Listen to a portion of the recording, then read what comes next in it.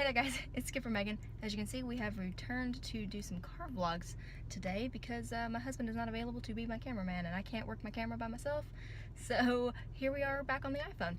But today I am going to talk a little bit about my most underrated attractions at Walt Disney World. I'm going to do my top 5 and I'm actually going to throw in an honorable mention at the very beginning here because it seems to be on everyone's most underrated list, so I'm not going to consider it super underrated, especially amongst us Disney freaks. We really love the Tomorrowland Transit Authority People Mover. Yes, I love the People Mover, but I'm not going to count it in my top 5 because, like I said, pretty much everyone that does these underrated videos has included the People Mover, because it's not a high thrill attraction. It's not one that people who have just gone to Disney World for the first time are going to go to, but it is definitely one that I hit every single time, so I'm going to include it as an honorable mention in my top 5. So for my actual top 5, they're not going to be in any particular order. These are just the ones that I think out of Walt Disney World are super underrated, and those are the ones that I'm going to be focusing on. So my first one that I'm going to mention is all of the theater shows, the visual cultural videos at Epcot.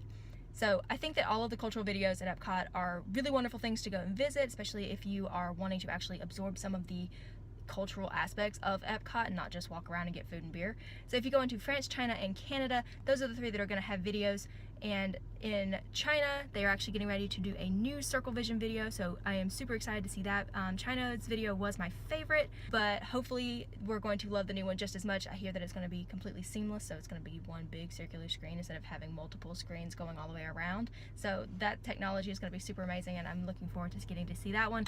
And of course, you cannot go wrong with getting to see Martin Short in Canada. He's always a fun time, so make sure that you are checking out those cultural videos at those countries in Epcot, and amongst other things in Epcot, obviously, but those are the things that I think that a lot of people don't necessarily stop and do every time that they go.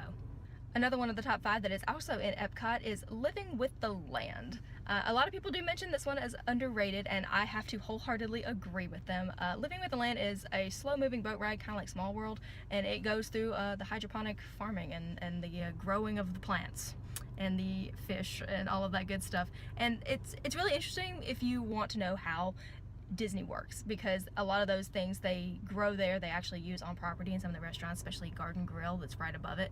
If you're eating at Garden Grill, you can actually look down and see some of Living with the Land. But Living with the Land is a really great one. Never gonna have a long line. Not a lot of people do it. A lot of people think that it's boring or educational. I like that. My husband and I absolutely love going on Living with the Land. We actually kind of like beeline it to Living with the Land sometimes. So that's definitely one that I would include on my most underrated list, because not a lot of people think about it, not a lot of people do it, and I definitely think that it's one of the best ones to check out. I used to consider the entire Animal Kingdom park as underrated because a lot of people did not go and visit it because it was so hot and they didn't think that there was that much to do there. You know, people always focus on Magic Kingdom and Epcot usually, especially right now when Hollywood Studios is less than itself. So, but now that Pandora has opened up, a lot of people are going to Animal Kingdom and spending a lot of time there. But I still think that one of the most underrated things at Animal Kingdom is actually the animals. Yeah, you can see them on the safari, but I think the best way to go and experience Animal Kingdom is through the Pangani Forest Exploration Trail and the Maharaja Jungle Trek, the African and Asian, respectively, treks that you can walk through and you can interact with the animals and you can see those are the trails where you can walk through and you can see the cast members. And I've mentioned before, make sure you always talk to the cast members. A lot of times the cast members are actually from the countries where those animals live and are indigenous, so they can tell you all about the animals, their habitats, actually where they come from as cast members and what their lives are like in their home country. And getting to know all of that information is really awesome. Plus, you get to see the animals a lot closer and a lot more easily than you can on the safari, because you can actually just stop and stand there for as long as you want and you can take as many pictures as you want. Since the safari vehicle is only going to stop a couple of times for very brief periods of time, then you're going to want to get as many pictures as you can when you can. So the Forest Exploration Trail, the Pangani, and the Maharaja Jungle Trek, both of those are really awesome for getting to do that. And I think that that is really representative of what Animal Kingdom is really about, is the animals, and you can talk to the cast members about the conservation efforts and all of that good stuff. So make sure that you do check those out. I think they're super underrated. People don't really go and do them because they think, oh, we saw the animals on the safari, why would we walk and see them?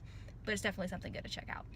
So I'm going to kind of cheat it here. This is not necessarily an attraction that I'm going to consider underrated, but I'm going to say that one of the most underrated things that you can do at Walt Disney World is just to go and experience. Don't worry about getting on a ride. Don't worry about going and seeing a show. Sit and people watch.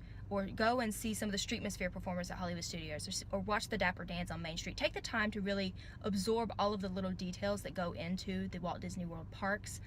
There's so much to see. I know there's a ton to do too, but there's so much to just see if you just walk around and you appreciate all of the little details that are happening, all of the little sideshows and all of the little things that are down like a side street that you wouldn't even really necessarily see.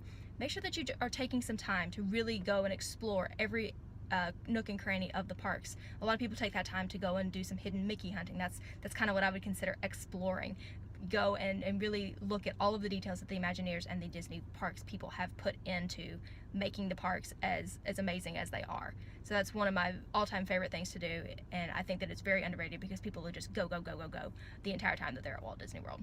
I know I said that they weren't in any order, but this one is actually my very top underrated attraction because it is my absolute favorite attraction. People are going to judge me, people are going to make fun of this.